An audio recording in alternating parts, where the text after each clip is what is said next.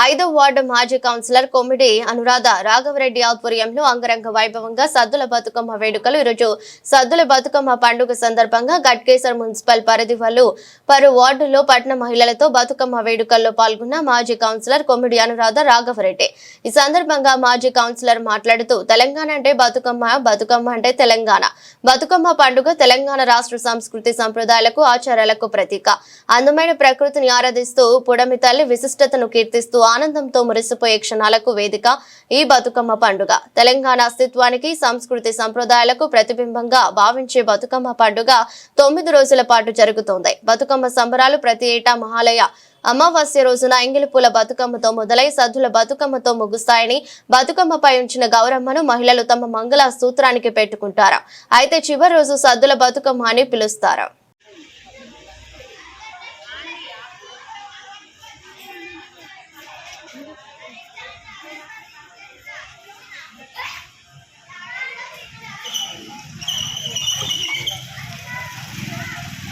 మన గట్కేసర్ ప్రజలందరూ మన ఆడబిడ్డలందరూ సద్దుల బతుకమ్మ అంబరాన్ని అన్నేటట్లు చేసుకుంటున్నారు.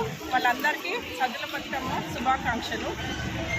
బతుకమ్మ అనేది ఎప్పటి నుంచో అసలు నిజాం ప్రభుత్వం నుంచి వచ్చినది బతుకమ్మ, ఇప్పుడేం కొత్తగా వచ్చింది కాదు.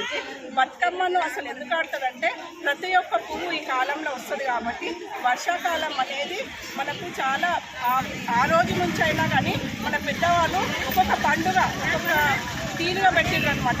బతుకమ్మ కూడా ఎందుకు పెట్టిర్రంటే ఒక్కొక్క పువ్వు ప్రతి ఒక్క పువ్వు ఈ కాలంలో వస్తుంది కాబట్టి అందరు కలిసి ఆ పువ్వులతోని ఆ సువాసనతోని మొత్తం ఆటపాటలతోని మళ్ళీ ఈ కాలంలో చాలా మజ్జుకుంటారు. వర్షాలు పడి అందరు ఇంట్లో ఉంటారు కాబట్టి బయటికి రావాలని చెప్పేసి అందరూ కోలాహలంగా ఆడాలని చెప్పేసి ఈనాడు కాదు అసలు అప్పుడైతే 9 రోజులు ఆడేవాళ్ళు. ఇప్పుడు మటుకు 2 రోజులు ఆడతారు కానీ కొన్ని ఊర్లలో మటుకు 9 రోజులు ఆడతారు.